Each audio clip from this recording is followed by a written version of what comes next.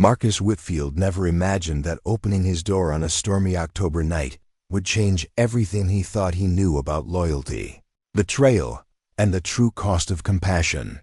What began as a simple act of kindness toward a desperate stranger would soon reveal a secret so dangerous that it threatened to topple the very foundations of power in colonial America. Before we jump back in, tell us where you're tuning in from, and if this story touches you, make sure you're subscribed because tomorrow I've saved something extra special for you. The candlemaker's shop on Elm Street had seen better days.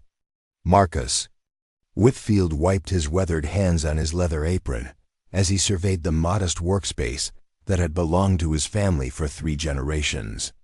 The autumn of 1774 brought uncertainty to the colonies, and fewer customers meant longer days, stretching every penny. At 32, Marcus had resigned himself to a quiet life of solitude, crafting candles by day and reading by their flickering light at night. The storm arrived without warning that Tuesday evening, unleashing torrents of rain that turned the cobblestone streets into rushing streams. Marcus had just finished his evening meal of bread and stew when urgent pounding shattered the peaceful silence. Through the thick wooden door came a voice breathless, desperate, unmistakably feminine. "Please, I beg you, they're coming." Marcus hesitated. Times were dangerous, and harboring the wrong person could mean imprisonment or worse. British soldiers patrolled the streets with increasing frequency, searching for smugglers, rebels, and anyone who might threaten the Crown's authority. Yet something in that voice, raw terror mixed with fierce determination, compelled him to act. He opened the door to find a young woman pressed against the frame, rain-soaked and shivering. Her dark hair clung to her face, and her simple brown dress suggested a servant or working woman. But her eyes, those were different. Intelligent, alert, holding secrets that seemed far too heavy for someone who couldn't have been more than 25. "Are you injured?" Marcus asked, stepping aside to let her enter. "No, but they'll be here soon." She stumbled into the warmth of his shop, leaving puddles on the wooden floor. "I have nowhere else to go." "Who's following you?" "Redcoats." "A full patrol." Her voice carried the refined accent of education, though she tried to disguise it with common inflections. "They think I've stolen something." Marcus bolted the door and moved to the windows, carefully peering through the shutters. Sure enough, the distinctive red coats of British soldiers were visible through the rain, moving systematically from building to building. Their lanterns cast dancing shadows as they searched doorways and questioned anyone unfortunate enough to be caught in the storm. "What's your name?" he asked, turning back to find her examining his candle-making equipment with curious eyes. "Catherine," she replied quickly. "Catherine Mills." The pause before her response told Marcus she was lying, but he didn't press. Everyone had reasons for deception these days. "Well, Catherine Mills, you can't stay here long. This shop is too exposed, and they'll search for it eventually." He moved to a section of the floor near the back wall, where several loose boards could be lifted to reveal a small storage space beneath. "My grandfather used this to hide valuable supplies during the Indian Wars. It's cramped, but it's hidden." Catherine stared at the makeshift hiding place with obvious reluctance. "How do I know I can trust you?" "You don't," Marcus said simply. "But unless you have a better option, this is what I'm offering." The sound of boots on cobblestones grew closer. Catherine made her decision, carefully lowering herself into the narrow space. Marcus arranged the boards back in place just as the pounding on his door resumed, this time with the authority of military force. "Open in the name of the king." Marcus took a steadying breath and unbolted the door to face 3 British soldiers, their red coats dark with rain. The sergeant, a stern man with graying whiskers, pushed past him without invitation. "We're searching for a thief. Young woman, dark hair, traveling alone. Have you seen anyone matching that description?" "I've been working late," Marcus replied, gesturing to his candle-making station where wax still cooling in molds supported his story. Haven't seen anyone since the storm started. The soldiers moved through his small shop with practiced efficiency, overturning chairs and examining every corner that might conceal a person. One of them lingered near the hidden floorboards, and Marcus fought to keep his expression neutral. "What's your trade?" the sergeant asked, picking up one of Marcus's finished candles. "Candlemaker, 3rd generation. We supply several households in the district. Loyal households, I trust?" The question carried weight beyond its simple words. Marcus had never openly supported either side of the growing colonial unrest, preferring to keep his head down and his business running. But neutrality was becoming increasingly impossible. "I serve my customers regardless of their politics," he said carefully. The sergeant studied him for a long moment before nodding to his men. "Search the rest of the street. She can't have gone far in this weather." After they left, Marcus waited a full hour before lifting the floorboards. Catherine emerged stiff and pale, but her eyes held gratitude mixed with something else: calculation. "Thank you," she said simply. "Who are you really?" Marcus asked. "And don't tell me you're just Catherine Mills. Servants don't speak with your education, and they don't carry themselves like nobility." She was quiet for so long that he thought she wouldn't answer. Finally, she moved to his small window and gazed out at the now empty street. "My real name is Elizabeth Hartwell. My father was Thomas Hartwell, advisor to Governor Hutchinson." Marcus felt his blood chill. Thomas Hartwell had been one of the most powerful men in the colony before his mysterious disappearance 6 months ago. Rumors suggested he had been secretly negotiating with colonial rebels, trying to find a peaceful solution to the growing crisis. His sudden vanishing had sparked investigations on both sides. "Your father is dead," Elizabeth said flatly. "Murdered by men who discovered he was trying to prevent a war." She reached into her dress and withdrew a small leather pouch, worn smooth by handling. From within, she produced a document sealed with red wax, the personal seal of King George III himself. "Before he died, my father gave me this. It's a royal pardon signed by the king for any colonial who aids in preventing armed rebellion. The pardon extends to their families and grants them land in the Western Territories. My father believed it could be the key to peace-proof, that the Crown was willing to negotiate rather than simply crush dissent." Marcus stared at the document, understanding immediately why both sides would kill for such a thing. In the hands of moderate colonials, it could split the growing revolutionary movement. In the hands of hardline British officials, it could be destroyed to ensure the conflict continued. "Why were the soldiers chasing you?" "Because someone betrayed me. I was trying to reach Samuel Adams in Boston to show him that peace might still be possible. But someone in my father's old network is working for the other side, someone who wants this war to happen." Elizabeth carefully returned the document to its pouch. "I've been running for 3 days. They killed my escort, burned my carriage. I'm completely alone." Marcus felt the weight of history settling on his shoulders. The simple candlemaker's life he had known was ending, whether he wanted it to or not. This young woman carried more than just a royal document. She carried the potential future of the colonies. "What will you do now?" "I have to reach Boston. But I need time to plan a safe route, and I need someone I can trust." She turned to face him directly. "You saved my life tonight. I'm asking you to save it again." Outside, the storm was beginning to weaken, but Marcus knew the real tempest was just beginning. The British would return, probably with more soldiers and certainly with more questions. Elizabeth Hartwell represented everything he had tried to avoid: politics, danger, the kind of choices that could get a man killed.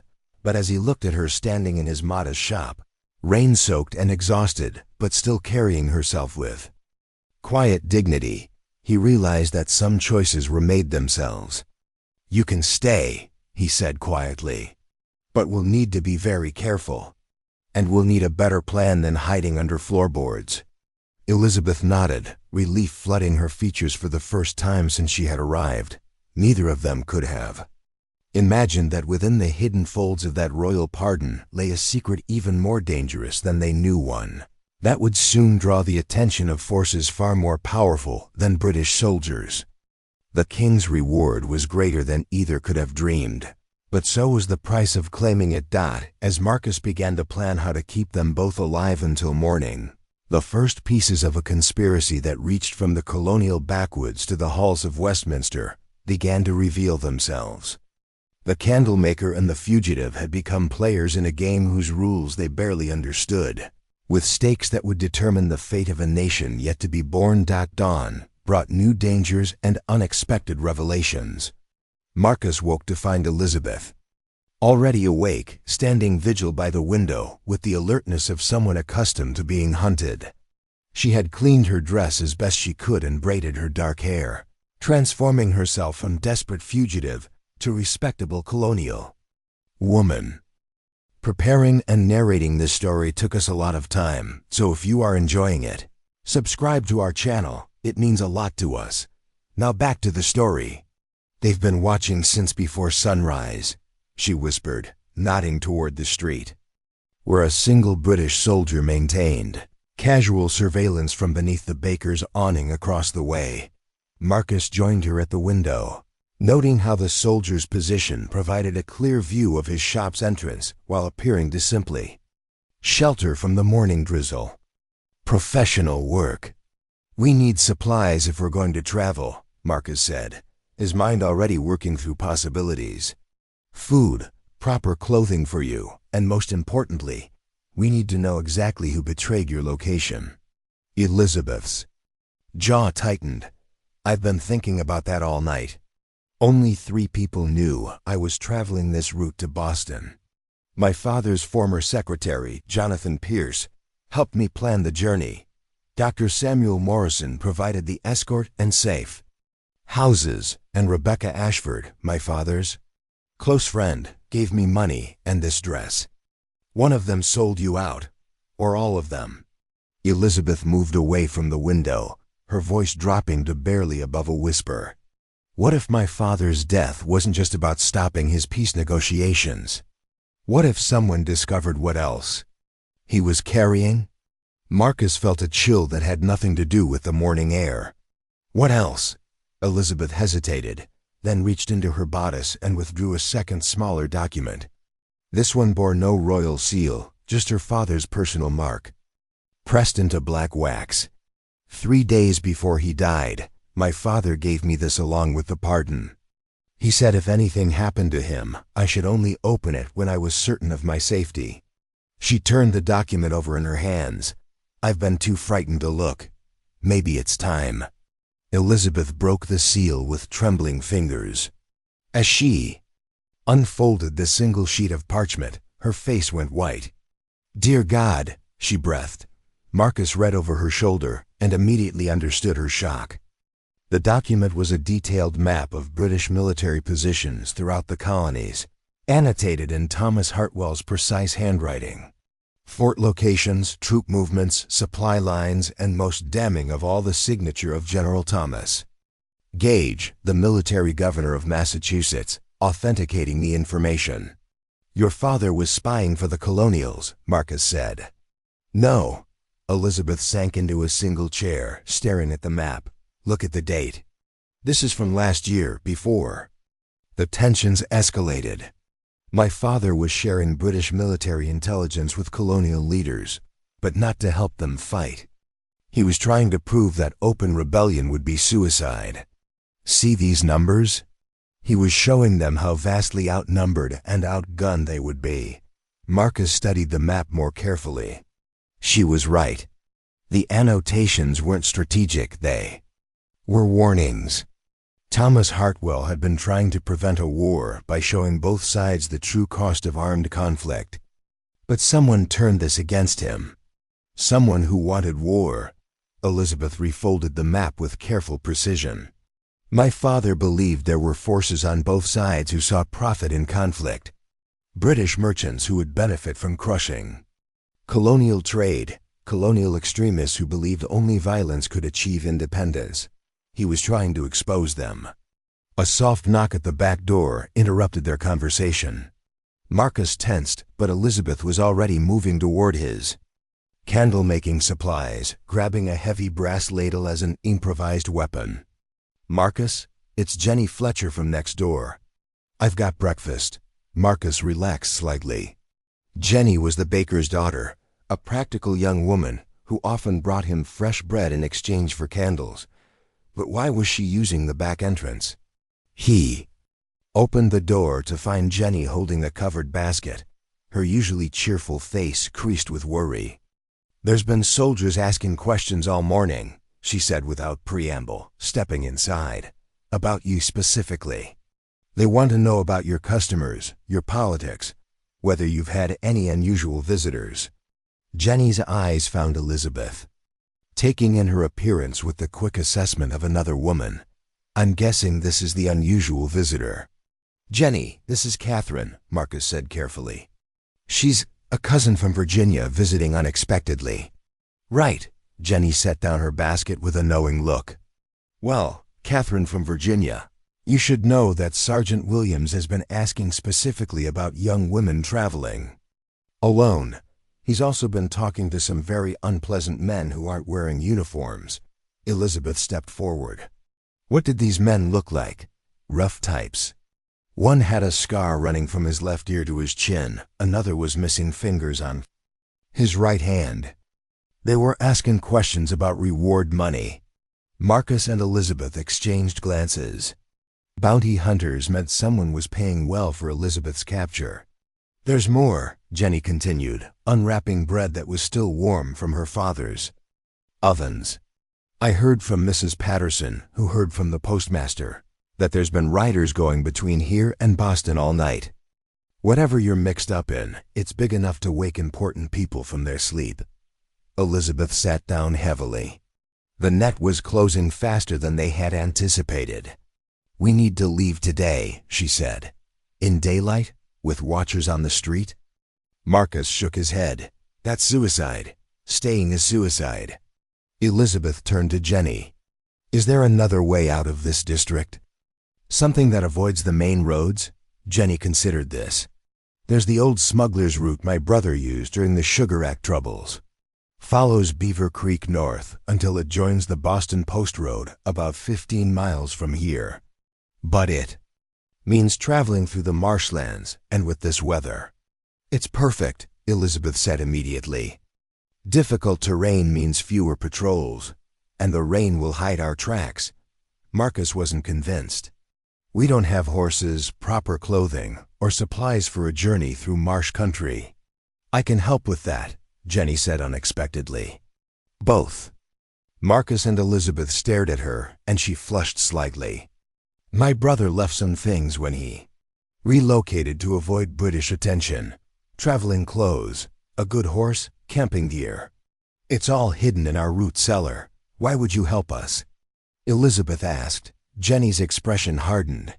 "Because I've seen what happens to people who cross the Crown these days. My brother's only crime was avoiding their taxes, and now he can't come home.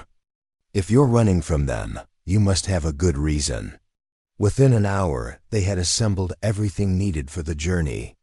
Jenny had proven remarkably resourceful, providing not just her brother's abandoned supplies, but also detailed knowledge of the smuggling routes. Elizabeth had transformed herself yet again, this time into a traveling merchant's wife complete with appropriate clothing and a believable cover story. But as they prepared to leave, a complication arose that none of them had anticipated. "There's a problem," Jenny said, returning from a scouting mission to the front of the shop. "They've doubled the watch. 6 soldiers now, plus those bounty hunters, and they're checking everyone who leaves the district." Marcus felt their carefully laid plans crumbling. "We'll have to wait for nightfall." "No time," Elizabeth said grimly. "Look at this." She had been studying her father's map again, cross-referencing it with what Jenny had told them about the increased military activity. "They're not just looking for me randomly. See these positions?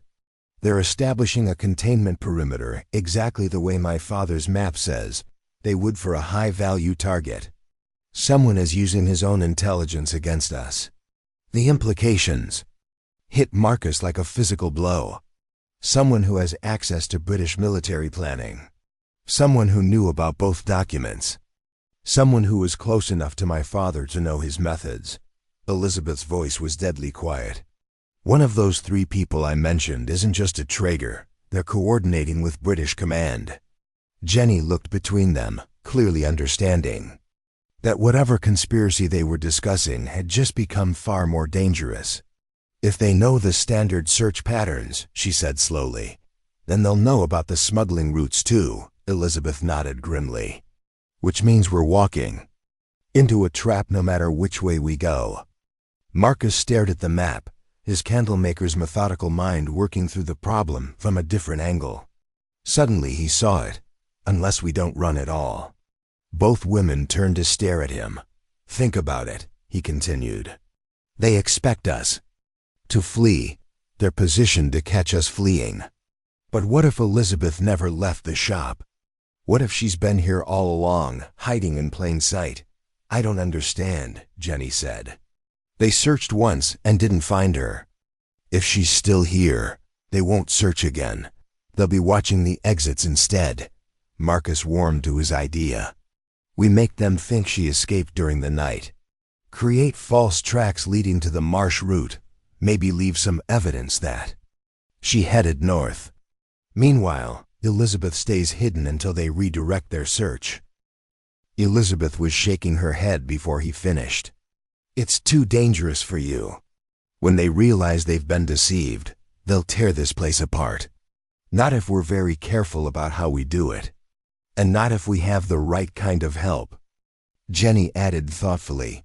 She was looking at Elizabeth with new interest, clearly recognizing that there was far more to the situation than a simple fugitive hiding from soldiers. There's something you should both know, Jenny said finally. My father isn't just a baker. He's been part of the Colonial Information Network for 2 years now, passing messages between patriot groups. If what you're carrying is as important as I think it is, he'll want to be involved. Elizabeth and Marcus exchanged another look. Their small circle of conspirators was growing, but perhaps that was exactly what they needed. The king's pardon could change everything, Elizabeth said carefully. But only if it reaches the right people. Then we make sure it does, Jenny replied with the quiet determination that Marcus was beginning to recognize as her defining characteristic. As they refined their new plan, none of them noticed the figure watching from the abandoned warehouse across the creek. Someone who had been tracking Elizabeth Hartwell for far longer than anyone suspected, and who had very different plans for the documents she carried. The game was about to become much more complex, and the stakes far higher than any of them imagined. Fletcher Bakery's root cellar smelled of turnips and dampness, but it provided the perfect cover for their clandestine meeting. William Fletcher turned out to be a bear of a man with flour-dusted hands and eyes that missed nothing. When Jenny introduced Elizabeth and Marcus, his reaction was immediate and unexpected. Thomas Hartwell's daughter, he said without preamble. You have his chin and your mother's stubborn streak. Elizabeth stared at him in shock. You knew my parents? Met your father twice. Last spring, he came through here carrying messages between Governor Hutchinson and some moderate colonial leaders. Paid me well to forget I'd seen him. William's expression grew grim. The second time was just a month before his death. He seemed frightened, kept looking over his shoulder. Said he'd discovered something that changed everything. What kind of something? Marcus asked. He didn't say.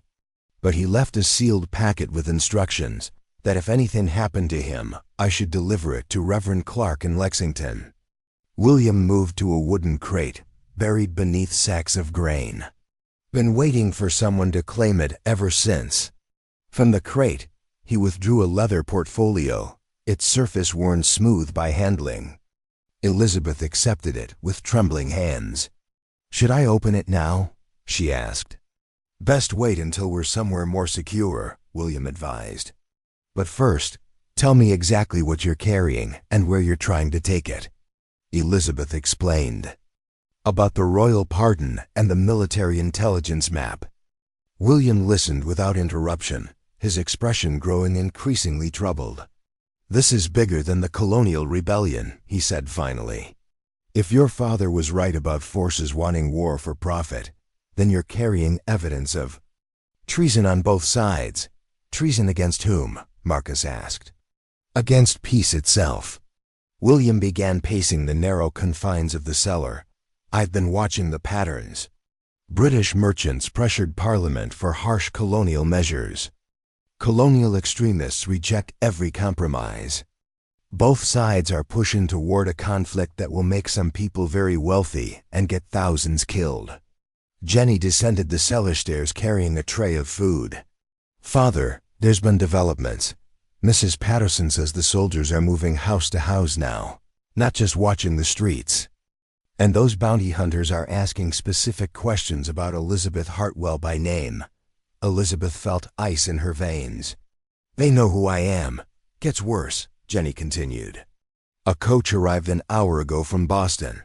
Well-dressed gentleman with an official escort. He went straight to meet with Sergeant Williams. William and Marcus exchanged dark looks. British intelligence, William said. They're taking this seriously enough to send someone with real authority. We need to implement the deception plan now, Marcus said, before they expand their search. The plan they had developed was audacious in its simplicity. Marcus would openly leave town on his usual monthly supply run to Springfield, but he would carry clothing and items that belonged to Elizabeth. If questioned, he would claim she had departed during the night, leaving behind some belongings in her haste. Meanwhile, tracks would be left suggesting she had indeed fled toward the marsh routes.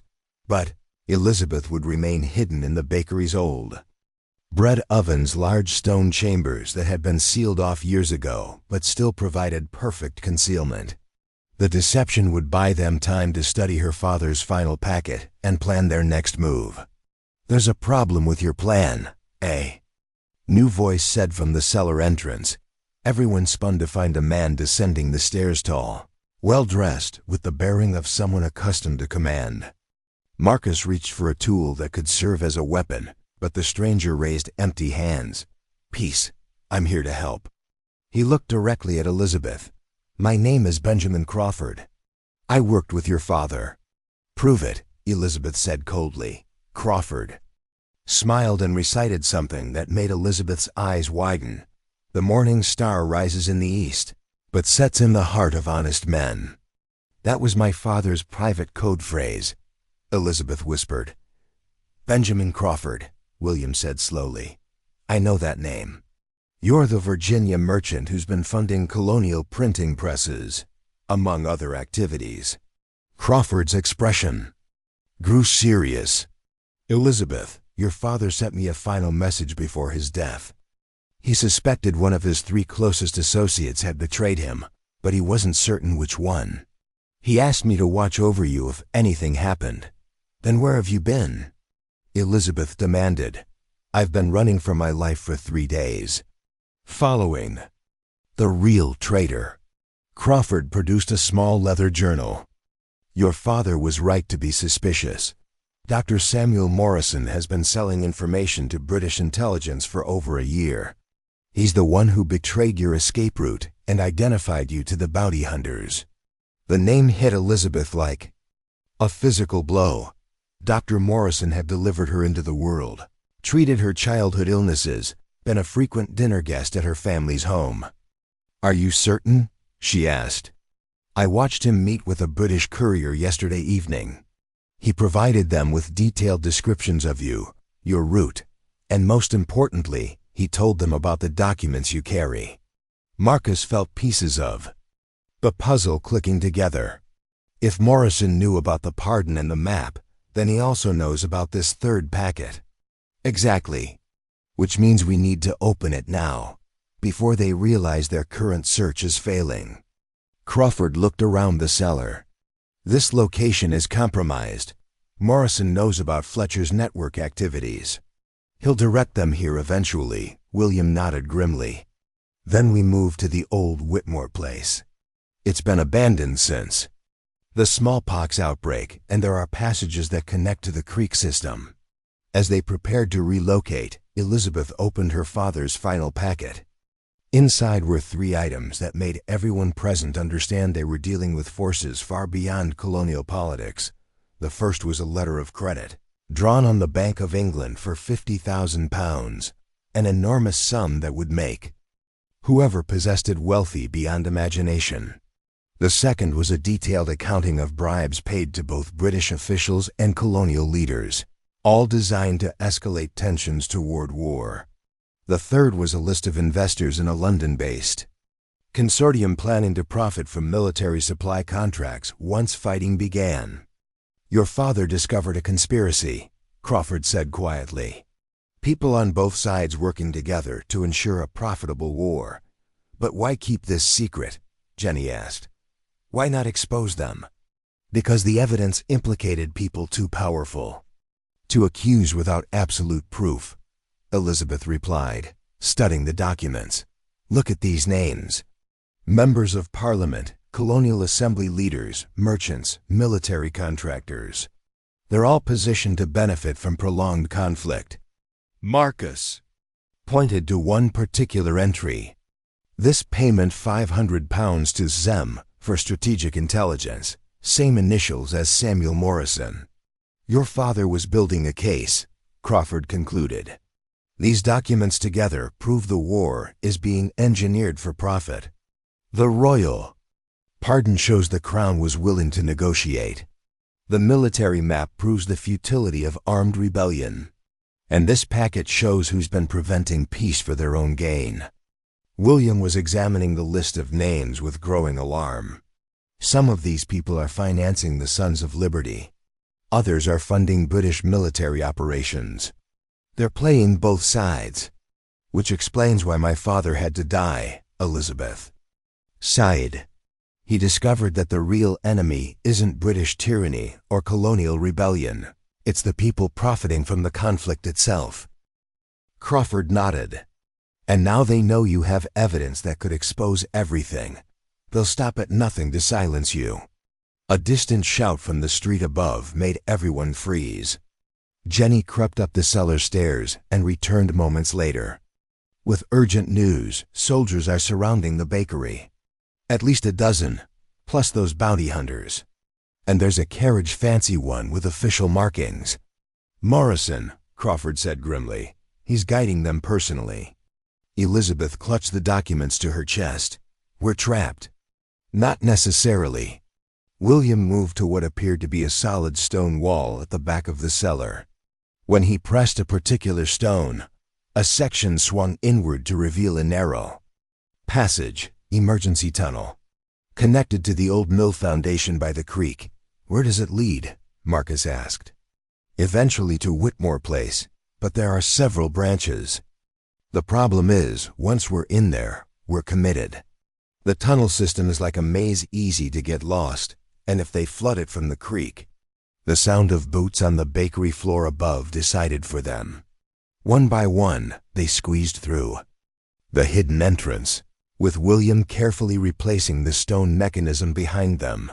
The tunnel was narrow, forcing them to move single file through absolute darkness. Crawford led with a small lantern, its flame creating dancing shadows on the rough stone walls.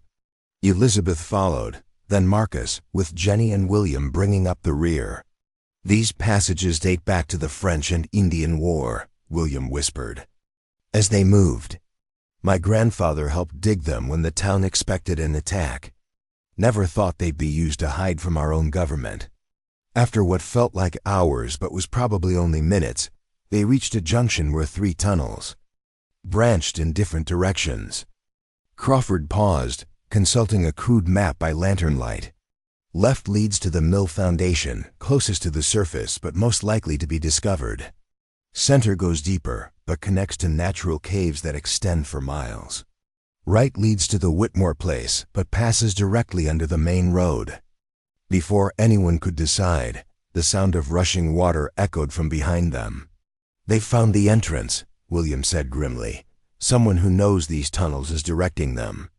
They're flooding the passage to force us out." Elizabeth looked at the three choices, each representing a different gamble with their lives. The documents she carried could change history, but only if they survived to deliver them. "The caves," she decided. "If we're going to hide, let's make sure we can't be found." As they plunged deeper into the underground labyrinth, none of them realized that Dr. Samuel Morrison was already waiting in the natural cave system, having used his knowledge of the town's hidden passages to set the perfect trap. The hunter had become the hunted. But the game was far from over. The natural cave system beneath the town stretched far beyond anything William Fletcher had described. As their small group descended deeper into the limestone passages, the air grew thick with moisture, and the sound of their footsteps echoed strangely in the darkness. Crawford's lantern cast wild shadows on walls marked with mineral deposits that sparkled like hidden treasures. "These formations are ancient," Marcus observed, running his hand along a smooth section of stone. "This whole area must be honeycombed with passages." "That's exactly what I'm counting on," Elizabeth replied. But her voice carried new tension. During their underground journey, she had been studying the documents with increasing alarm. "Crawford, look at this entry from my father's financial records. The payment to BC for security arrangements." Crawford examined the notation by lantern light, his face growing pale. "Your father was thorough in his documentation." "Too thorough," Elizabeth said coldly. "BC Benjamin Crawford.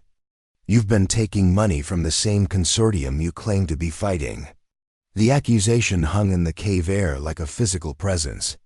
Jenny and William moved instinctively closer to Marcus, while Crawford slowly straightened to his full height. "You don't understand the complexities. I understand that you've been playing multiple sides," Elizabeth interrupted.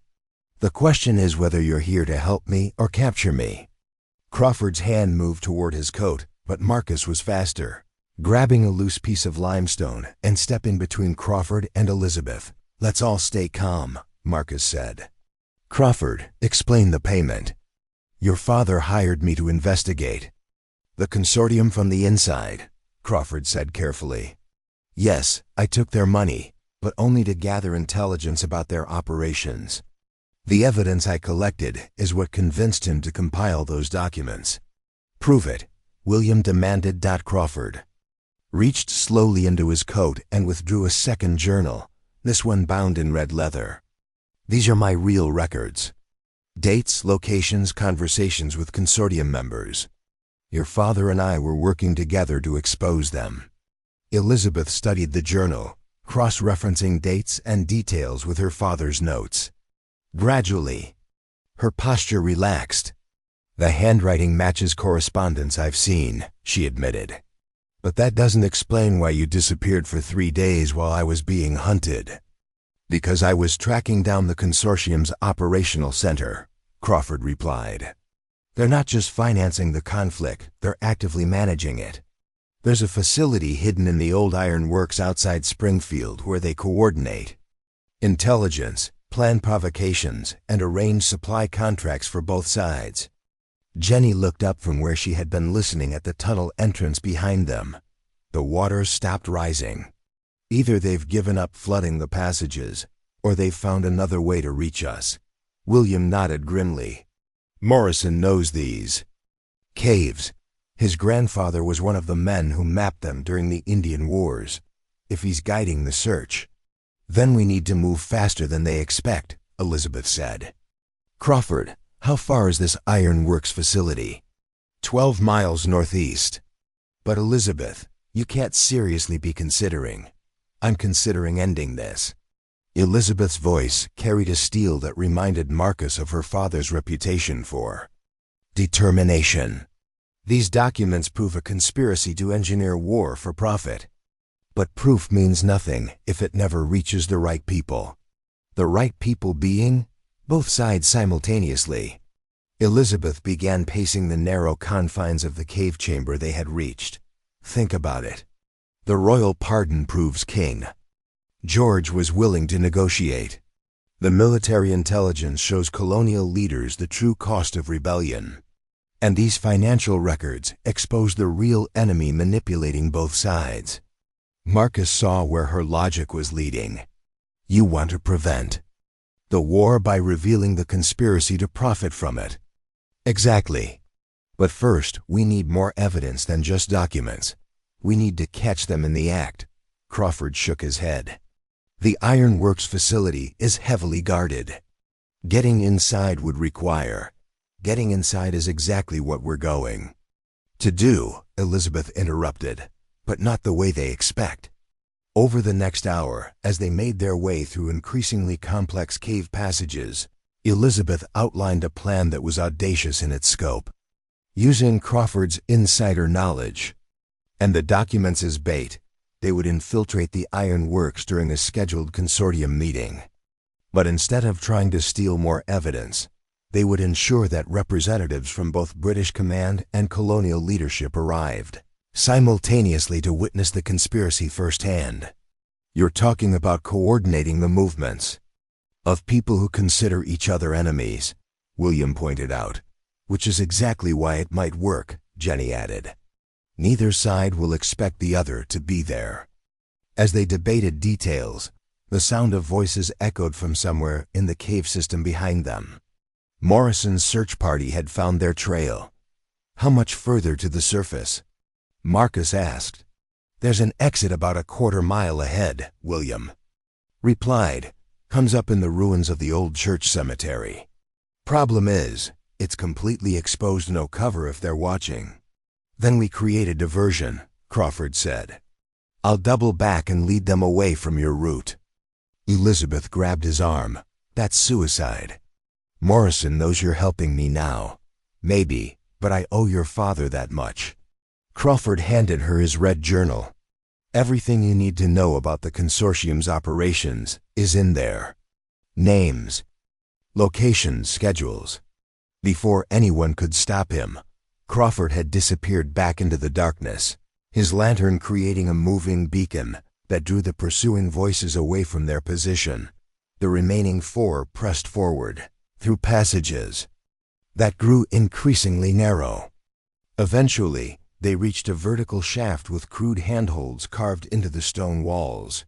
Moonlight filtered down from above, indicating they had reached the cemetery exit.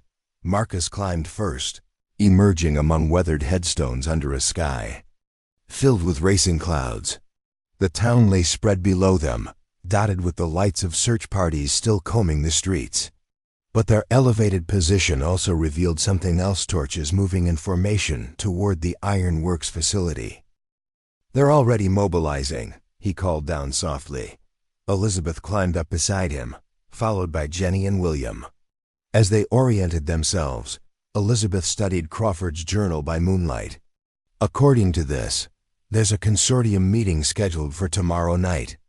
Representatives from London banks, colonial merchants, and military contractors. They're planning to finalize contracts for a 5-year conflict. 5 years? Jenny whispered. They're planning for the war to last 5 years? Longer conflicts mean more profit, William said grimly. Weapons, supplies, reconstruction contracts afterward. They've calculated the optimal duration for maximum return on investment. Elizabeth closed the journal with determination. Then we stop them tomorrow night. But first, we need allies. I might know someone, William said. There's a loyalist merchant in Springfield, Richard Townsend. He's been growing suspicious about some of the military contracts he's been asked to bid on. If we can convince him that British interests are being manipulated.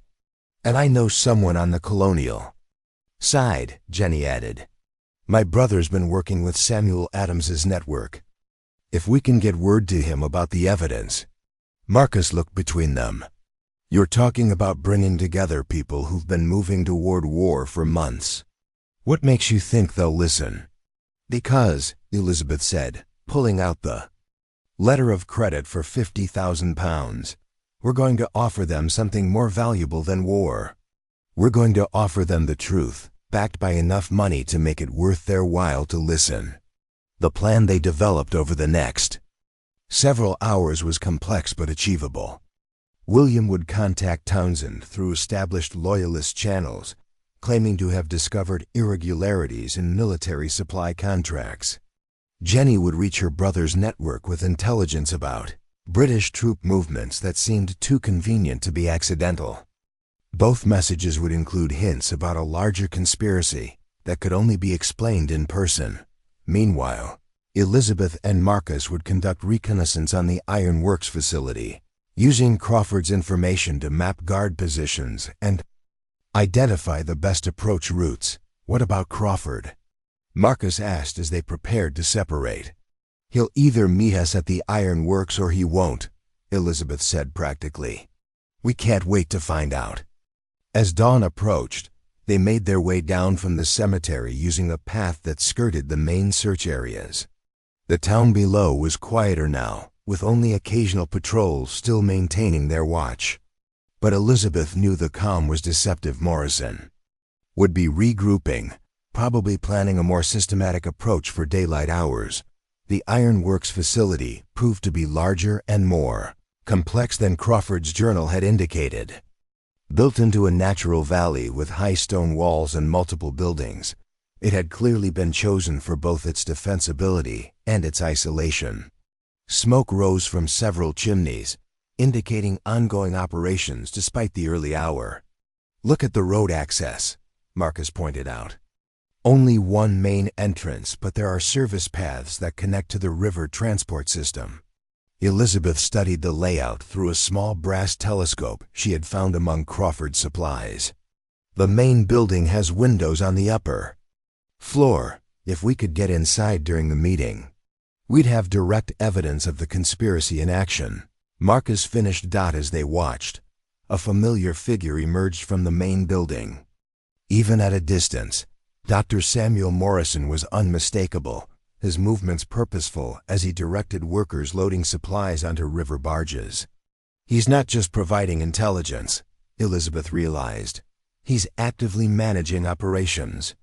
"Which means he'll be at tonight's meeting," Marcus concluded. "Perfect. We'll need someone inside to identify all the participants." Elizabeth lowered the telescope with a grim smile. Dr. Morrison just volunteered. As they made their way back toward town to rendezvous with William and Jenny, neither of them noticed the rider watching from the opposite ridge. Someone who had been tracking their movements since they left the caves, and who had very different plans for the evening's events at the Iron Works. The game was entering its final phase, but the players had yet to realize that the rules were about to change completely. The abandoned windmill on the outskirts of Springfield had become their temporary headquarters by midday. Elizabeth spread Crawford's intelligence across a makeshift table while Marcus kept watch from the upper level. The documents revealed a conspiracy more sophisticated than any of them had imagined. The consortium had been manipulating colonial tensions for over 2 years, carefully orchestrating incidents designed to escalate toward inevitable conflict. "Look at these dates," Elizabeth said as William and Jenny returned from their separate missions. "The Boston Tea Party, the Gaspee incident, even some of the tax protests, they all coincide with consortium planning meetings." Jenny set down a satchel of supplies she had gathered. "My brother's contact was very interested in what I had to say. Captain Nathan Phillips will be at the Iron Works tonight, but he's bringing 3 armed men with him. He doesn't trust British merchants any more than we do." Townsend agreed to meet as well, William reported. "But he's suspicious about the whole arrangement. Wants to know why a baker's daughter would have access to military intelligence." "What did you tell him?" "The truth that we've discovered evidence of fraud that affects both sides." William pulled out a letter bearing an official seal. "He's authorized to negotiate on behalf of loyalist merchants, but he's also bringing Captain Morrison's superior, Colonel James Whitmore." Elizabeth felt her blood chill. "Morrison's superior will be there. Is that a problem?" "It could be perfect," Elizabeth said slowly, studying Crawford's notes about military command structure. "If Morrison's corruption goes high enough to involve His commanding officer, we might catch them both. But if Whitmore is clean, then we have a British officer who can verify the evidence against Morrison. Marcus finished, climbing down from his watchpost. Either way, we get credible witnesses. As afternoon turned to evening, they refined their infiltration plan. The Ironworks facility would be hosting the consortium meeting in its main conference building, while guards maintained perimeter security. Elizabeth and Marcus would enter through the river access tunnels that connected to the building's foundation, positioning themselves to observe and document the meeting. William and Jenny would remain outside as lookouts and emergency contacts for the arriving military representatives. "What if Crawford doesn't show?" Jenny asked. "Then we proceed without him," Elizabeth replied, but Marcus noticed the worry in her eyes.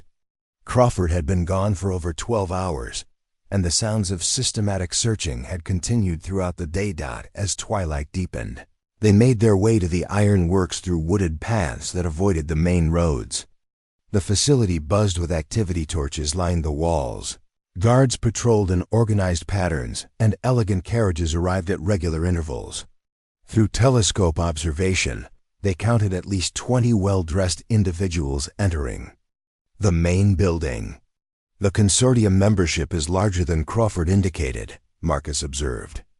"Or they've called in additional investors for tonight's meeting."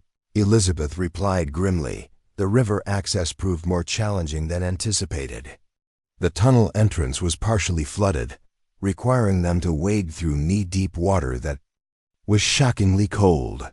But the passage led directly beneath the main building's foundation, where crude stairs provided access to what appeared to be a storage cellar. Above them, they could hear the murmur of conversation and the clink of glasses. The consortium meeting was already underway. Elizabeth found a loose floorboard that allowed her to peer up into the meeting room. What she saw made her understand the true scope of what they were facing. The room contained representatives from the highest levels of both British and colonial society. She recognized Lord Percy's aide-de-camp, several members of the Massachusetts Assembly, prominent Boston merchants, and military contractors whose names appeared in her father's intelligence files. At the head of the table sat a man she had seen only once before, Charles Townshend, nephew of the famous politician and reportedly one of the wealthiest men in North America. "They're not just planning to profit from war," she whispered to Marcus. "They're planning to control the post-war reconstruction of the colonies." Dr. Morrison stood at a large map, indicating strategic positions with a pointer. Phase 3. Operations will commence once hostilities reach sufficient intensity. Colonial resistance will be allowed to achieve limited successes to prolong the conflict, while British forces maintain overall strategic advantage. Estimated duration remains 4 to 5 years, with total projected profits exceeding £2 million. "What about political complications?" asked a voice Elizabeth recognized as Colonel Whitmore. "There are still voices on both sides calling for peaceful resolution." "Those voices are being systematically eliminated," Morrison replied. "Thomas Hartwell's death removed the most effective peace negotiator. Samuel Adams and other colonial moderates are being discredited through carefully planned provocations. On the British side, Lord North's administration is being fed intelligence designed to harden their position against any compromise." Elizabeth gripped Marcus's arm tightly. They were listening to the systematic destruction of any possibility for peace. "What about the Hartwell documents?" another voice asked. "His daughter escaped with potentially damaging evidence." Morrison's expression darkened. "Elizabeth Hartwell will be located and dealt with. She cannot be allowed to reach either Samuel Adams or Governor Hutchinson with her father's materials. And if she does, then we implement the final contingency. Both Adams and Hutchinson have been positioned to appear as traitors to their own sides. Their simultaneous elimination will remove the last obstacles to full-scale war." Marcus felt Elizabeth trembling beside him, whether from cold or rage, he couldn't tell. The conspiracy was even more murderous than they had suspected. "Gentlemen, Townshend's cultured voice rose above the others. Let us review the final operational schedule. February 1775 staged attack on British Customs House in Boston, blamed on Sons of Liberty. March coordinated raids on colonial weapon stockpiles, attributed to loyalist extremists. April, a commotion outside interrupted his presentation. Shouts, the sound of horses, and then a voice that made Morrison's face go white. Stand down. I am Captain Nathan Phillips of the Continental Militia, here under the flag of truce. And I am Colonel James Whitmore of His Majesty's forces, also here under diplomatic protection. Elizabeth and Marcus exchanged glances. William and Jenny had succeeded in bringing both sides to the facility, but their timing was creating chaos. Secure the building, Morrison shouted to the guards. No one enters or leaves. But it was too late. The front doors burst open to admit both military delegations, their weapons drawn but not yet pointed at each other. The consortium members found themselves trapped in their own meeting room with representatives of the very forces they had been manipulating. What is the meaning of this? Townshend demanded. Captain Phillips stepped forward, his uniform bearing the simple insignia of colonial forces. We received intelligence about irregular military contracts and possible fraud affecting both British and colonial interests. We're here to investigate. Colonel Whitmore, resplendent in British scarlet, nodded grimly. As am I. These accusations suggest corruption that threatens the integrity of both our operations. Morrison moved toward a side door, but found his way blocked by armed men from both delegations. Dr. Morrison, Colonel Whitmore said coldly, I believe you have some explaining to do. This is preposterous, Morrison blustered. These people are terrorists and traitors. These people, Captain Phillips interrupted, provided us with documentary evidence that someone has been selling military intelligence to both sides while manipulating us toward unnecessary conflict. Elizabeth realized this was the moment they had planned for. She climbed quietly through the loose floorboard into the meeting room, her father's documents clutched in her hands. The evidence is right here, she announced. The room erupted in chaos. Consortium members reached for weapons, guards moved to different positions, and both military delegations trained their arms on various targets. But Elizabeth stood calmly in the center of it all, holding up the royal pardon that bore King George's personal seal. This document proves that His Majesty was prepared to negotiate a peaceful resolution to colonial grievances, she said clearly. And this one, she held up the military intelligence map, shows that my father was trying to prevent bloodshed by demonstrating the futility of armed resistance. She looked directly at Morrison. But these people have been systematically destroying any possibility of peace because war is more profitable than resolution. Colonel Whitmore studied the royal pardon with growing amazement. This seal is authentic. I've seen the King's mark dozens of times. Captain Phillips examined the military map with equal interest. These troop dispositions, if accurate, they show that resistance would indeed be costly beyond measure. They're accurate, Elizabeth sighed. My father died trying to get this information to both sides, so that rational negotiation could replace armed conflict. Townshend had recovered his composure and now spoke with ice-cold authority. Young woman, you are interfering with matters far beyond your understanding. I understand perfectly, Elizabeth interrupted. She held up the financial records. I understand that you've been bribing officials on both sides. I understand that you've been planning provocations designed to make war inevitable. And I understand that you're planning to profit from 5 years of bloodshed while thousands die for your enrichment. The silence that followed was broken by Colonel Whitmore's quiet voice. Dr. Morrison, is this true? Morrison's face had gone ashen, but his eyes held desperate calculations. She's a traitor and a liar. The documents are forgeries. The handwriting is my father's, Elizabeth said firmly, and the seal is the King's own. Unless you're claiming His Majesty is part of this conspiracy? Captain Phillips lowered his weapon slightly. Colonel, I propose we examine these documents together. If they prove authentic, we have a common enemy in this room. Colonel Whitmore nodded slowly. Agreed. This conspiracy, if real, represents treason against both Crown and colonial interests. As the two military leaders moved to examine the evidence, Townshend made his decision. He drew a concealed pistol and pointed it directly at Elizabeth. I'm afraid we cannot allow these documents to leave this room, he said calmly. But before he could fire, another voice spoke from the doorway, a voice that made Morrison stumble backward in shock. I wouldn't do that if I were you, Charles. Benjamin. Crawford stood in the entrance, alive but bearing the marks of recent violence. Behind him were a dozen armed men wearing no uniforms, but carrying the authority of those who served causes greater than profit. Hello, Samuel, Crawford said to Morrison with deadly calm. We need to have a conversation about your recent activities. The final confrontation was about to begin, and Elizabeth realized that the true identity of the mysterious consortium leader was about to be revealed in ways none of them had anticipated. The Ironworks conference room had become a powder keg with multiple fuses burning simultaneously.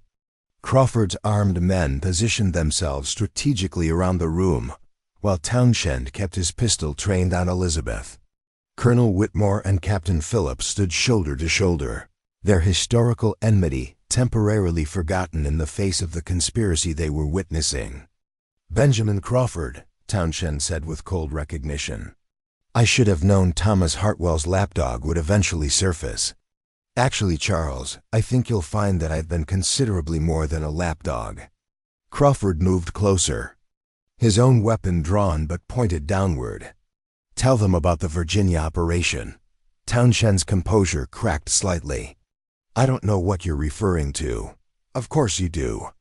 The systematic murder of colonial moderates that began last spring. Starting with Reverend Mitchell in Williamsburg, then Judge Harrison in Norfolk, then Elizabeth's father here in Massachusetts. Crawford's voice grew deadly quiet. All made to look like accidents or random violence, but all sharing one common factor: they were obstacles to your profitable war. Dr. Morrison had backed against the far wall, his face a mask of terror as he realized the full scope of what was being revealed. Townshend, you said we were just gathering intelligence. Shut up. Samuel, Townshend snapped, but the damage was done. Captain Phillips stepped forward. Dr. Morrison, are you confessing to involvement in assassination? I never killed anyone, Morrison stammered. I just provided information about their movements, their meetings. I didn't know. You didn't want to know, Elizabeth said, her voice cutting through his protests. Because knowing would have interfered with the money you were receiving. Colonel Whitmore was studying the financial records with mounting horror. These payment schedules correspond exactly with intelligence breaches in my command. Morrison, you've been selling British military secrets for over 18 months. But sir, I was working for British interests. You were working for profit, Whitmore corrected coldly. British interests would have been served by ending this crisis quickly, not prolonging it for commercial gain. Marcus emerged from the floor access, followed by William and Jenny, who had entered through the chaos of the military confrontation. The room was now crowded with representatives of every faction involved in the growing colonial crisis. There's something else, Elizabeth said, pulling out the letter of credit. This £50,000 bank draft was my father's insurance policy. He discovered that the consortium wasn't just planning to profit from war, they were planning to use it to seize control of colonial trade permanently. She handed the document to Captain Phillips, who examined it with growing amazement. This is drawn on Townshend's personal accounts, Phillips said, but it's made out to bearer for services to Crown and colonial reconciliation. My father's final gambit, Elizabeth explained. He was prepared to buy peace if necessary. This money was to fund reconstruction projects that would benefit both sides, making war economically disadvantageous compared to cooperation. Townshend laughed bitterly. Thomas Hartwell was always naive. You cannot buy peace from people who profit more from conflict. But you can expose them, Crawford said, which is exactly what we're doing. He gestured to his men, who stepped aside to reveal additional figures entering the room. Elizabeth recognized them immediately: Samuel Adams, the famous colonial organizer, accompanied by Royal Governor Thomas Hutchinson himself. "Gentlemen," Adams said in his distinctive Boston accent, "we received urgent messages about a conspiracy affecting both our interests. It appears those messages were accurate."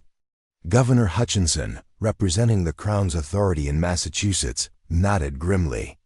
"I've reviewed preliminary evidence suggesting that recent provocations have been artificially created to prevent negotiated settlement. The presence of both men bitter political enemies who represented the extremes of colonial and British positions sent shock waves through the consortium members. Several began moving toward exits, only to find them blocked by Crawford's men. There will be no departures until this matter is resolved," Crawford announced. Townshend raised his pistol higher. "I'm afraid I must insist otherwise." But before he could fire, Morrison made a desperate move for redemption. He lunged forward, grappling with Townshend for control of the weapon.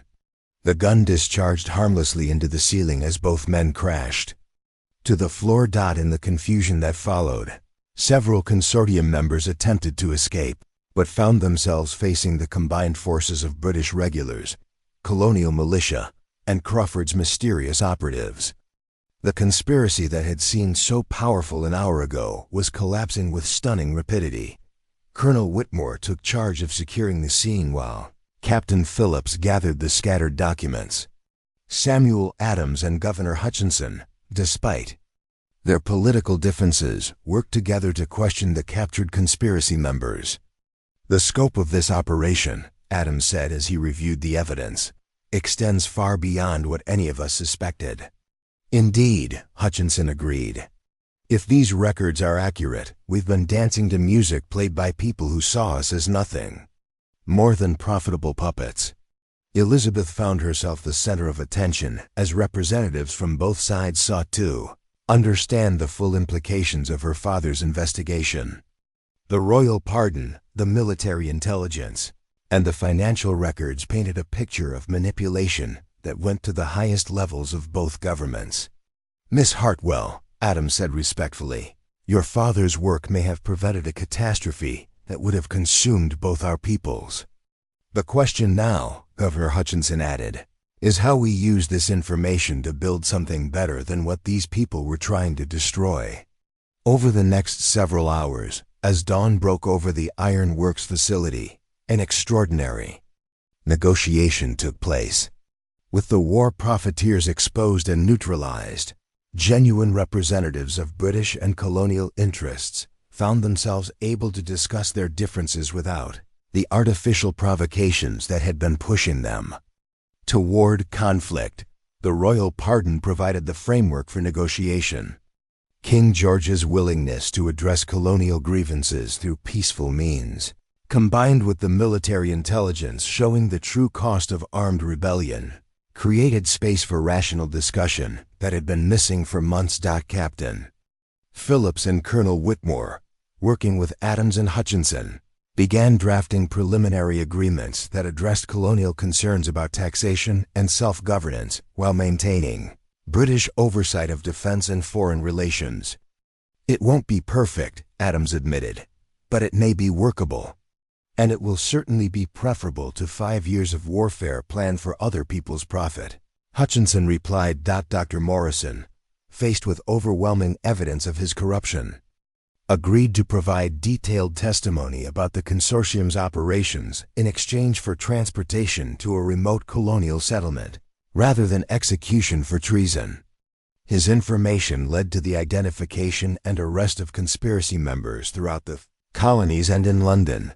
Townshend and the core consortium leadership faced more serious consequences.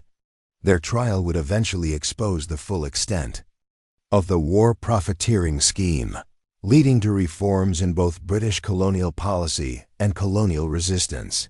Organization. But perhaps the most significant outcome was personal. Marcus Whitfield, the candle maker who had opened his door to a desperate stranger, found his life permanently transformed. Elizabeth Hartwell, no longer a fugitive, but a key witness in the most important political development of the era, chose to remain in Springfield to help implement the new agreements. "I could return to Boston," she told Marcus as they walked through the town where their adventure had begun. "My father's estate has been restored, and I have enough money to live comfortably anywhere in the colonies. But I've discovered that comfortable isn't the same as meaningful." She smiled at him with an expression that contained hope for the first time since her father's death. "A candle maker and a political refugee make an unlikely pair, but we've proven that unlikely pairs can accomplish extraordinary things." Marcus looked at the town around them, now peaceful under an autumn sky that seemed brighter than it had in months. British soldiers and colonial militia worked together to maintain order during the transition to the new agreements. Children played in streets that had been filled with tension and fear just days ago. "The King's Reward," he said thoughtfully. "What about it? We never claimed it. That £50,000 letter of credit is still valid." Elizabeth stopped walking and turned to face him. "You're right. We could cash it, use the money to start over anywhere we wanted. Or," Marcus said, "we could use it the way your father intended, to build something better than what came before." They made their decision that evening, sitting in Marcus's shop, surrounded by the familiar scents of beeswax and tallow. The letter of credit would fund a new kind of enterprise workshops where former British soldiers and colonial militia could work together. Schools where children could learn both British literature and colonial innovation, and trading companies that served both Crown and colonial interests. The King's Reward, intended by Townshend's conspiracy to fund war and destruction, would instead become the foundation for a peace that served everyone except those who profited from conflict. Benjamin Crawford, his mysterious mission finally complete, departed Springfield with his armed men as quietly as he had arrived. But before leaving, he delivered a final message to Elizabeth. "Your father would be proud," he said simply. "You found a way to honor both his courage and his wisdom." Jenny Fletcher married Captain Phillips the following spring, their wedding becoming a symbol of the new cooperation between former enemies. William Fletcher's Bakery became the unofficial headquarters for implementing the Springfield Agreements. As the new colonial compact came to be known, as winter settled over Massachusetts, Marcus and Elizabeth established their first joint enterprise, a candle workshop that employed both British loyalists and colonial patriots, producing light that served everyone regardless of their politics. The woman who had hidden from soldiers in a candlemaker's shop had become the architect of a peace that would change the course of history. The King's Reward had been greater than anyone imagined, not gold or land, but the chance to choose hope over hatred, cooperation over conflict, and wisdom over the profitable madness of war. In the end, Marcus Whitfield learned that sometimes the greatest reward comes not from what you take, but from what you choose to give away. And Elizabeth Hartwell discovered that the most valuable inheritance her father had left her wasn't documents or money, but the courage to believe that even in the darkest times, ordinary people could accomplish extraordinary things.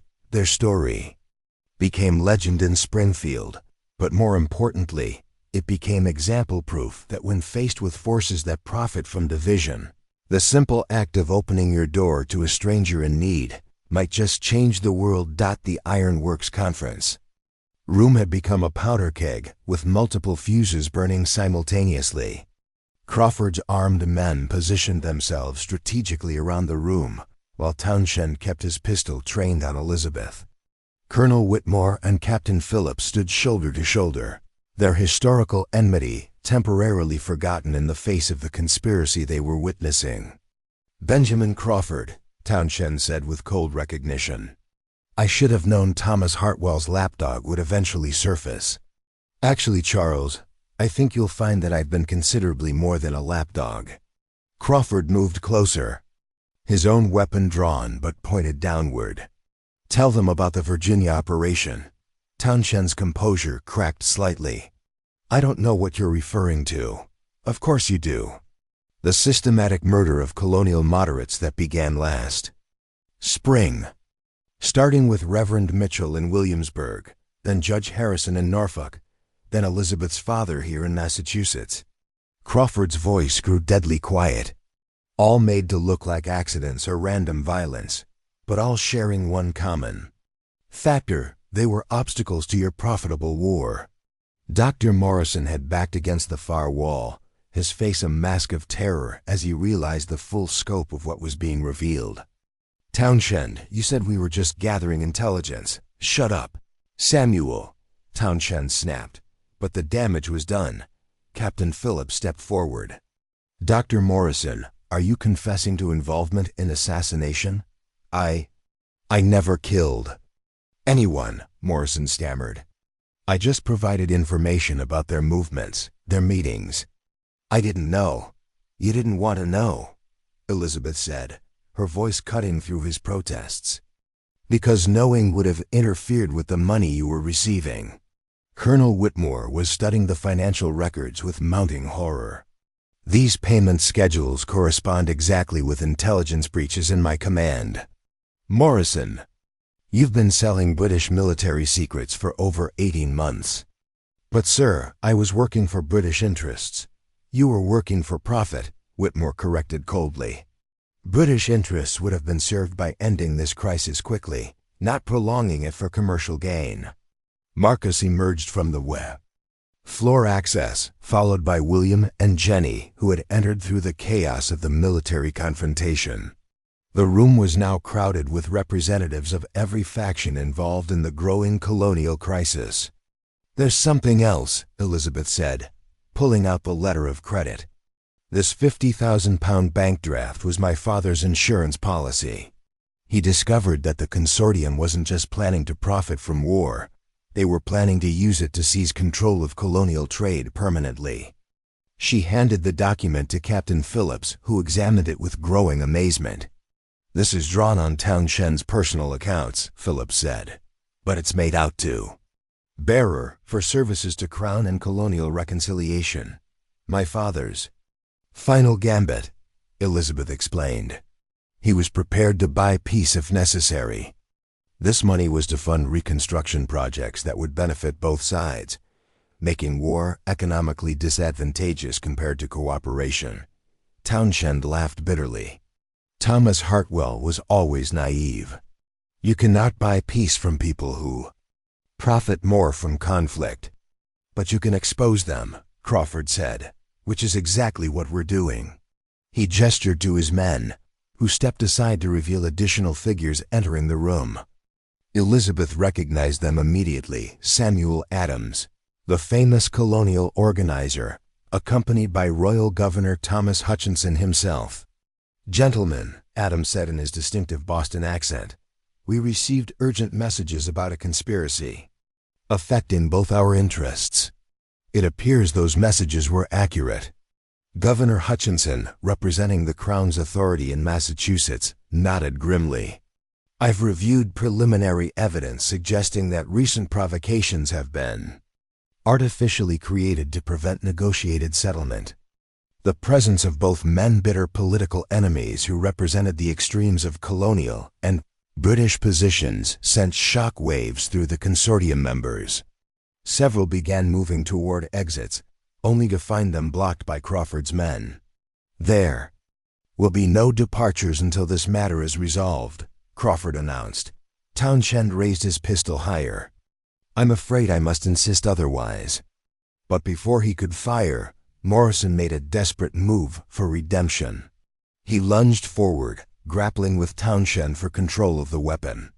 The gun discharged harmlessly into the ceiling as both men crashed to the floor. In the confusion that followed, several consortium members attempted to escape, but found themselves facing the combined forces of British regulars, colonial militia, and Crawford's mysterious operatives. The conspiracy that had seemed so powerful an hour ago was collapsing with stunning rapidity. Colonel Whitmore took charge of securing the scene while Captain Phillips gathered the scattered documents. Samuel Adams and Governor Hutchinson, despite their political differences, worked together to question the captured conspiracy members. "The scope of this operation," Adams said as he reviewed the evidence, "extends far beyond what any of us suspected." "Indeed," Hutchinson agreed. "If these records are accurate, we've been dancing to music played by people who saw us as nothing more than profitable puppets." Elizabeth found herself the center of attention as representatives from both sides sought to understand the full implications of her father's investigation. The royal pardon, the military intelligence, and the financial records painted a picture of manipulation that went to the highest levels of both governments. "Miss Hartwell," Adams said respectfully, "your father's work may have prevented a catastrophe that would have consumed both our peoples.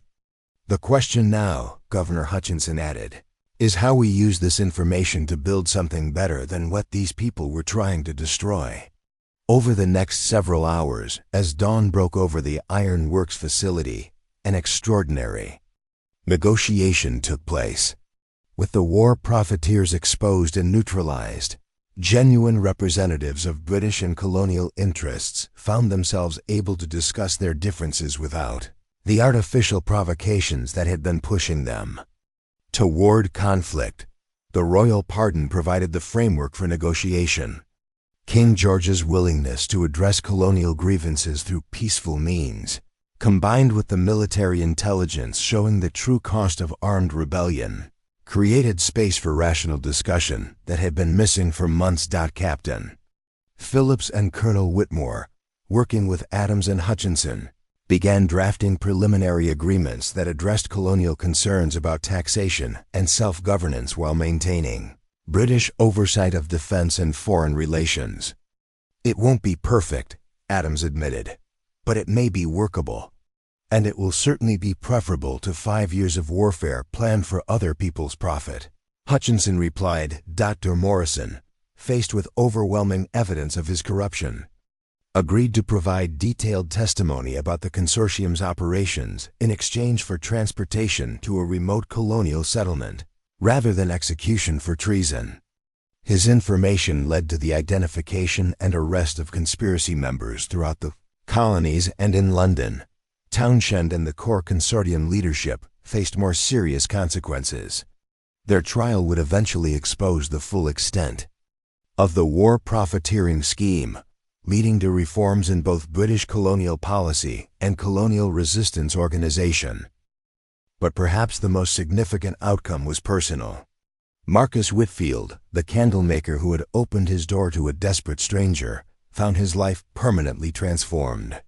Elizabeth Hartwell, no longer a fugitive but a key witness in the most important political development of the era, chose to remain in Springfield to help implement the new agreements. "I could return to Boston," she told Marcus as they walked through the town where their adventure had begun. "My father's estate has been restored, and I have enough money to live comfortably anywhere in the colonies. But I've discovered that comfortable isn't the same as meaningful." She smiled at him with an expression that contained hope for the first time since her father's death. "A candlemaker and a political refugee make an unlikely pair, but we've proven that unlikely pairs can accomplish extraordinary things." Marcus looked at the town around them, now peaceful under an autumn sky that seemed brighter than it had in months. British soldiers and colonial militia worked together to maintain order during the transition to the new agreements. Children played in streets that had been filled with tension and fear just days ago. "The King's reward," he said thoughtfully. "What about it? We never claimed it. That £50,000 letter of credit is still valid." Elizabeth stopped walking and turned to face him. "You're right. We could cash it, use the money to start over anywhere we wanted. Or," Marcus said, "we could use it the way your father intended, to build something better than what came before." They made their decision that evening, sitting in Marcus's shop, surrounded by the familiar scents of beeswax and tallow. The letter of credit would fund a new kind of enterprise workshops where former British soldiers and colonial militia could work together, schools where children could learn both British literature and colonial innovation, and trading companies that served both crown and colonial interests. The King's Reward, intended by Townshend's conspiracy to fund war and destruction, would instead become the foundation for a peace that served everyone except those who profited from conflict. Benjamin Crawford, his mysterious mission finally complete, departed Springfield with his armed men as quietly as he had arrived. But before leaving, he delivered a final message to Elizabeth. "Your father would be proud," he said simply. "You found a way to honor both his courage and his wisdom." Jenny Fletcher married Captain Phillips the following spring, their wedding becoming a symbol of the new cooperation between former enemies. William Fletcher's Bakery became the unofficial headquarters for implementing the Springfield Agreements, as the new colonial compact came to be known. As winter settled over Massachusetts, Marcus and Elizabeth established their first joint enterprise, a candle workshop that employed both British loyalists and colonial patriots, producing light that served everyone regardless of their politics. The woman who had hidden from soldiers in a candlemaker's shop had become the architect of a peace that would change the course of history. The King's Reward had been greater than anyone imagined, not gold or land, but the chance to choose hope over hatred, cooperation over conflict, and wisdom over the profitable madness of war. In the end, Marcus Whitfield learned that sometimes the greatest reward comes not from what you take, but from what you choose to give away.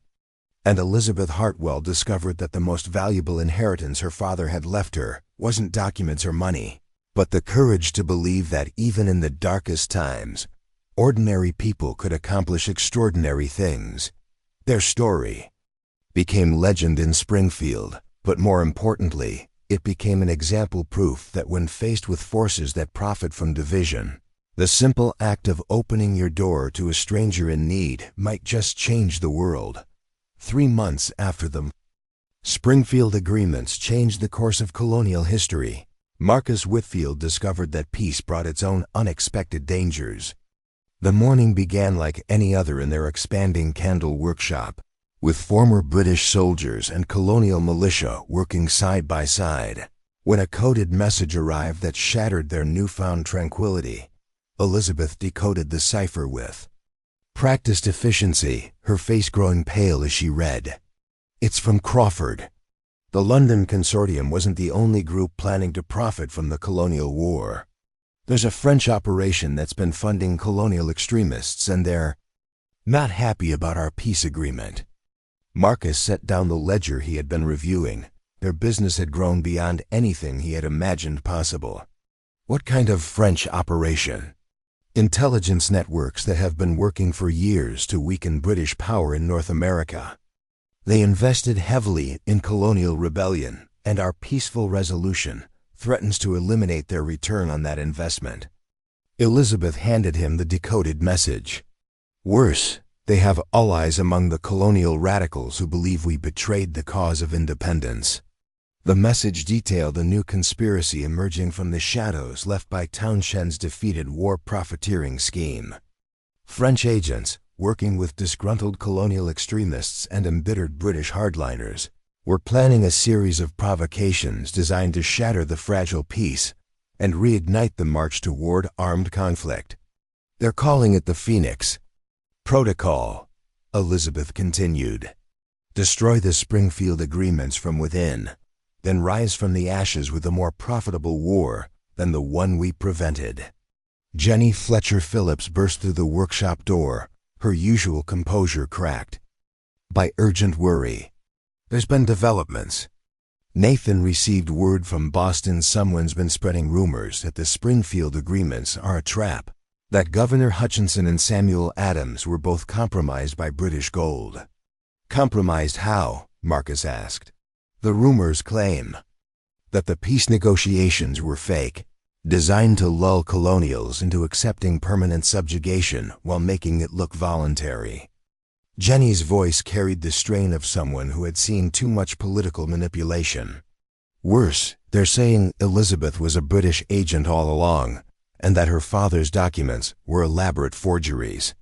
Marcus felt anger rising in his chest. That's absurd. We all witnessed. Witnesses can be discredited, Elizabeth interrupted quietly. And documents can be questioned if you have enough people willing to cast doubt. She moved to the window, scanning the street with the alertness that had never fully left her since their first meeting. This is exactly what the French would do, turn our greatest strength into our greatest weakness. The knock at their door came precisely at noon, delivered with the measured rhythm of military protocol. Captain Phillips entered with 2 men. Marcus didn't recognize one wearing the simple clothes of a colonial farmer, the other dressed in the fine garments of a wealthy merchant. Marcus, Elizabeth, I'd like you to meet Thomas Paine, recently arrived from England, and Robert Morris, from Philadelphia. Phillips's voice carried new tension. They've brought disturbing intelligence from the Continental Congress. Paine stepped forward, his intense eyes studying Elizabeth with uncomfortable scrutiny. Miss Hartwell, there are serious questions being raised about your activities and the authenticity of the documents you presented at Springfield. What kind of questions? Elizabeth asked, though her tone suggested she already knew. Questions about whether a young woman could have orchestrated such an elaborate intelligence operation without significant backing from professional agents. Morris's merchant's eye for detail was evident as he examined their workshop. Questions about why French agents have been asking very specific questions about your whereabouts and activities. French agents? Operating out of Montreal and New Orleans, Paine explained. They've been trying to contact colonial resistance leaders, claiming that the Springfield agreements are part of a larger British strategy to pacify the colonies before implementing even harsher control measures. Marcus realized they were facing a more sophisticated threat than Townshend's crude war profiteering. They're using our success against us. Precisely, Morris confirmed. The French have spent years building networks among colonial extremists. When you prevented their profitable war, you threatened investments worth hundreds of thousands of livres. They're not simply going to accept that loss. Elizabeth was studying a map Paine had brought, her intelligence training evident in how she analyzed the information. These locations where French agents have been active, they correspond to areas where the Springfield agreements have been most successful. They're targeting our strongest supporters. There's more, Phillips said grimly. Dr. Morrison escaped from custody 3 days ago.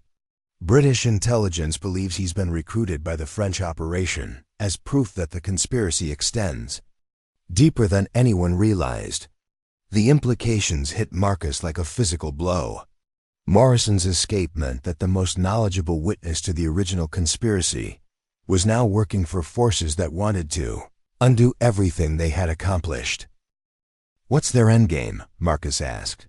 Civil war, Paine said bluntly. Not the controlled conflict Townshend was planning, but genuine chaos that leaves British North America so devastated that French forces can move in as peacekeepers and establish permanent influence over colonial territories. Jenny sank into one of their workshop chairs. After everything we've been through, we're back where we started. Worse, Elizabeth said quietly. Before, we were fighting people who wanted a profitable war. Now we're fighting people who want a catastrophic one. Morris pulled out a thick folder of documents.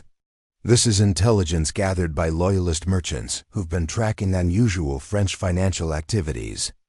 Gold moving through Canada, weapons being stockpiled in strategic locations, and most concerning maps of colonial settlements that show detailed knowledge of defensive capabilities. Elizabeth studied the financial records with growing alarm. These payment schedules. They're funding multiple resistance groups simultaneously, but none of them know about the others. The French are creating competing factions within the colonial movement, Payne explained. Each group believes they're the true patriots fighting British oppression, but they're really being manipulated to fight each other. Divide and conquer, Marcus realized. But not the British dividing colonials, French dividing everyone. The beauty of it from their perspective, Morris continued, is that when the various factions start fighting, both British forces and colonial moderates will be caught in the middle. The resulting chaos will make Townshend's planned 5-year conflict look like a minor disagreement. Elizabeth moved to their secure cabinet and withdrew a leather portfolio Marcus had never seen before. "There's something I haven't told you." Crawford left more than just that coded message. He also left contingency plans for exactly this scenario. She spread new documents across their work table, detailed intelligence about French operations that went back years before the current crisis. Crawford wasn't just investigating the British conspiracy, she explained. He was tracking French intelligence networks that have been operating in the colonies since the end of the 7 Years' War. The Townshend conspiracy was actually the smaller threat. The documents revealed a web of French operations far more extensive than anything they had faced before. Agents throughout the colonies, financial networks stretching from Montreal to New Orleans, and political influence extending into the highest levels of both British colonial administration and emerging American leadership.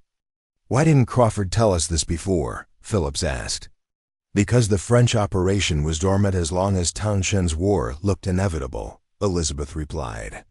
"They were content to let the British conspiracy do their work for them. But when we exposed and defeated that conspiracy, we forced them to activate their own networks." Payne was studying intelligence with the intensity of someone who understood its implications. "This explains some disturbing conversations I've had since arriving from England. Questions about whether American independence might be better achieved with French assistance rather than through peaceful negotiation with Britain.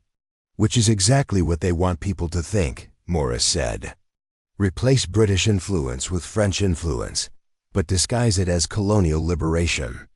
Marcus felt the weight of responsibility settling on his shoulders again. "So what do we do?" Elizabeth's expression hardened with familiar determination. "We do what we did before. We expose the truth and bring the real enemies into the light. But this time, we're not just dealing with corrupt merchants and military contractors," Jenny pointed out. "We're dealing with foreign intelligence services that have been planning this for years." "Then we need allies who understand that kind of threat," Elizabeth replied. She turned to Morris and Payne. "The Continental Congress, are there members who would support action against French manipulation?" "Some," Morris said carefully. "But others might see French assistance as preferable to British rule, even if that assistance comes with hidden costs." "And among British leadership?" "Governor Hutchinson and Colonel Whitmore have been tracking some of these activities," Phillips reported. "They're concerned enough to consider joint operations with colonial intelligence." Elizabeth nodded. "Then we create another unprecedented coalition. British intelligence, colonial leadership, and independent operators like Crawford's network, all working together against a common threat to everyone's interests." Payne looked skeptical. "You're proposing to unite people who were on the verge of war just months ago." "We did it before," Marcus said with quiet confidence. "We proved that when faced with people who profit from conflict, former enemies can become allies." "This is different," Morris warned. "The French operation is more sophisticated, better funded, and more patient than anything Townshend attempted." "Then we'll need to be more sophisticated in response," Elizabeth replied. "But the principle remains the same. Truth exposed in the right way to the right people can defeat even the most elaborate deception."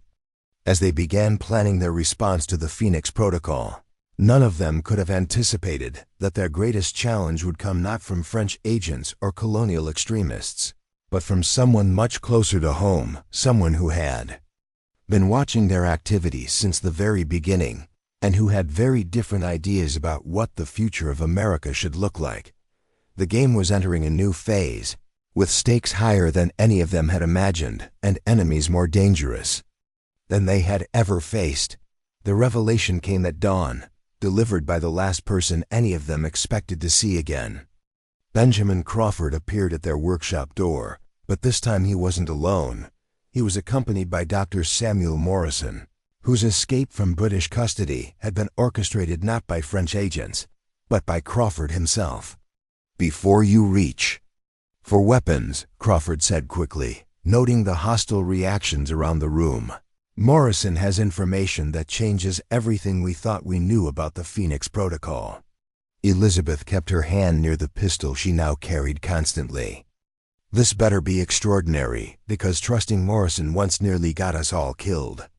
Morrison stepped forward, his appearance showing the strain of months in hiding. "The French operation isn't what any of us believed. I've been inside their network for 6 weeks, and what I discovered, double quotes," he paused, struggling with words. "They're not trying to restart the war for profit. They're trying to prevent American independence entirely." Thomas Paine, who had remained in Springfield to coordinate with Continental Congress representatives, leaned forward intently. "Explain." "The Phoenix Protocol was never about French control of American territories," Morrison continued. "It was about ensuring that any American independence movement would be so violent and chaotic that European powers would intervene to restore order under international oversight." Marcus felt pieces of a larger puzzle clicking into place. "They want to make independence look impossible. Worse than that," Crawford added. "They want to make it look like a threat to international stability. French intelligence has been coordinating with Spanish and even some British hardliners to create a situation where American independence becomes synonymous with dangerous radicalism that threatens all established governments." Robert Morris examined documents Morrison had brought from his time inside the French network. "These correspondence records, they're not just planning to manipulate colonial resistance. They're planning to ensure that any successful revolution becomes a reign of terror that justifies foreign intervention." Elizabeth studied intelligence with growing horror. "They've been studying the English Civil War, the recent troubles in France. They want American independence to follow the pattern. A violent revolution that ends in chaos and foreign occupation." "But why would French agents work to prevent independence?" Jenny asked. "Wouldn't a weak, divided America serve French interests?" "Not if that America inspires similar movements in French territories," Paine realized. "They're more afraid of the idea of successful self-governance than they are interested in weakening Britain." Morrison nodded grimly. "The conversations I overheard. French colonial administrators are terrified that successful American independence could spark similar movements in Canada, Louisiana, even the Caribbean. They'd rather have a stable British America than risk the spread of revolutionary ideas." Crawford spread a map across their work table, marked with symbols indicating French, Spanish, and British positions throughout North America.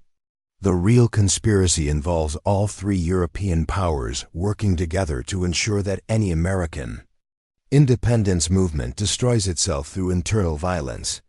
"The Springfield agreements threatened that plan," Elizabeth said, understanding her voice. "Peaceful resolution with Britain meant the possibility of gradual stable independence that other colonies might emulate." "Exactly. So they activated networks designed to ensure that any move toward independence would be so violent and radical that it would discredit the entire concept of colonial self-governance."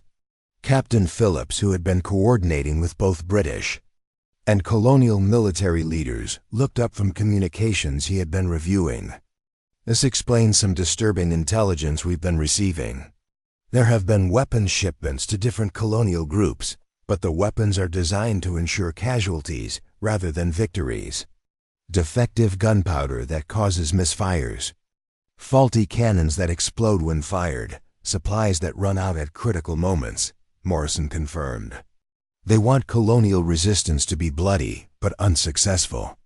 Marcus stared at the evidence accumulating before them. The conspiracy they now faced made Townshend's war profiteering look simple by comparison. So what's their endgame? International intervention, Crawford said. French, Spanish, and British forces moving in together to restore order to a continent that's been deliberately destabilized. America becomes a joint European protectorate, with independence movements everywhere else learning that resistance leads only to chaos and foreign occupation. The implications were staggering. Not only was American independence at stake, but the entire concept of colonial self-determination worldwide was being threatened by powers that saw stable self-governance as a threat to their own empires. There's more, Morrison said reluctantly. The operation has a timeline. They're planning a coordinated series of provocations over the next 3 months, designed to push both British forces and colonial resistance into increasingly extreme positions. By spring, they expect the situation to be so chaotic that European intervention will seem like the only rational solution. Elizabeth was studying the timeline with growing urgency. These dates, they correspond to planned meetings of the Continental Congress and British parliamentary sessions. They're timing the provocations to ensure that both sides make irreversible commitments to conflict, just as the violence escalates beyond control. Can we stop it? Jenny asked. Not through the same methods we used before, Elizabeth replied. This isn't about exposing corruption to reasonable people. This is about preventing international manipulation that extends far beyond colonial politics. Payne had been studying intelligence with the intensity of someone whose entire worldview was being challenged. What if we reverse their strategy? Everyone turned to look at him. They're planning to make independence look impossible by associating it with chaos and violence. What if instead we demonstrate that independence can be achieved through reason, cooperation, and international legitimacy? Crawford nodded slowly. You're thinking of preempting their provocations. More than that, Payne continued, his voice gaining the passion that would later make him famous. What if we create a model of independence that other European powers find more attractive than continued colonial dependence? Morris leaned forward, his merchant's mind immediately grasping the economic implications. Show them that independent American trade could be more profitable than colonial extraction, and that stable American self-governance could be a buffer against radical movements rather than an inspiration for them. Elizabeth added, the plan they developed over the following hours was audacious in scope. Rather than simply exposing the Phoenix Protocol, they would create an alternative vision of American independence that addressed European concerns about stability while demonstrating the benefits of colonial self-governance.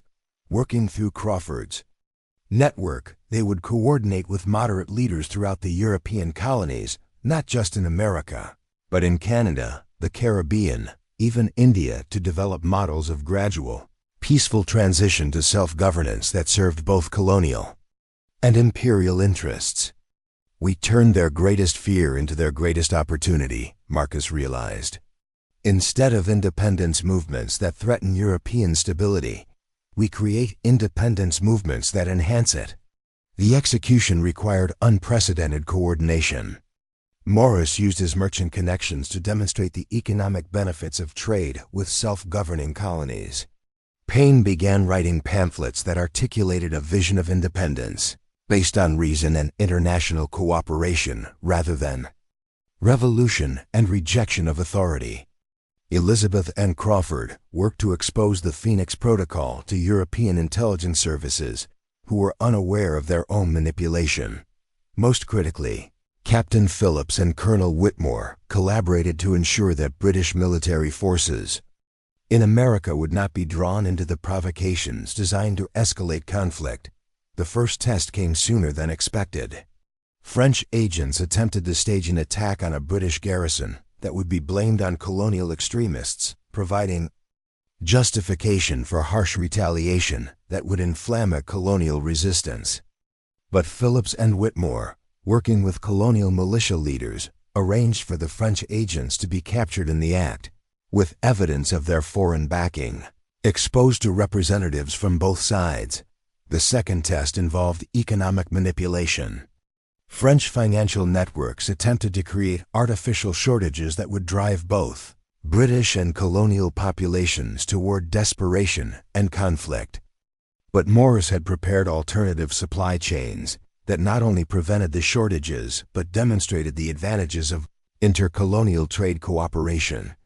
The third and most dangerous test came when Morrison's former French contacts attempted to assassinate key moderate leaders on both sides, planning to blame each side for the other's losses.